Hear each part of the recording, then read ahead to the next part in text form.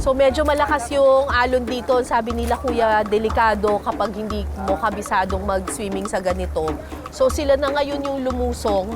Ang sabi sa atin, ang lalim daw nito ay nasa mga 20 feet. Ay, nakakatakot. Eh, nakita nyo naman ang lakas ng alon. May kuha na, kuya! Oh, ma'am, nakuha na. Patingin po! Kahit malakas ang alon at malalim ang tubig, tuloy pa rin sa pangunguha ng pugita ang mga mangingisda.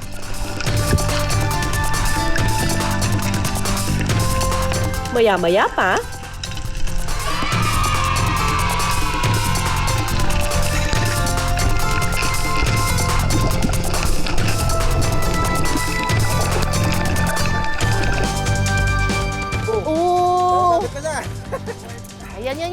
Ayan. Baka ako naman magbabingwit, matusok. Ay. Ayan, kuya. O, yun! Success! Nagkapit na lang. Mag-ikot na naman siya. Ah! Ito na. May nakuha na tayo isa.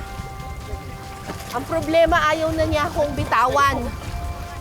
Ayaw bumitaw. Klingi. Ay! Saan ba hinahawakan to? Sa ulo? Hindi sa galamay. Ay, sus Mariosep. Ay, wala. Hindi ko na kaya. So, ito yung mga pugita na nakukuha dito. Ang mga pugita, nagpapalit-palit sila ng kulay. Depende dun sa kanilang environment. So, kanina nung nahuli ito ni Kuya, kulay pula pa siya. Pero ngayon, nahawak ko na siya, nagiging parang brown na ang kulay niya.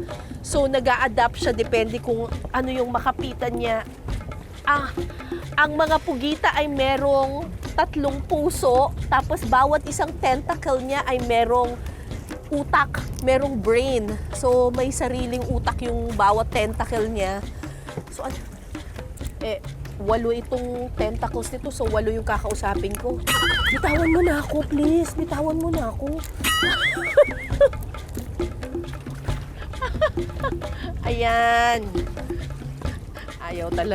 Ayaw talaga ko bumitaw Ay, may huli siya Pugita. Buhay pa? Buhay pa, ma'am. Ala, kumapit na sa'yo good job mga kuyang mangingisda, sumakses tayo sa pagkuha ng mga pugita.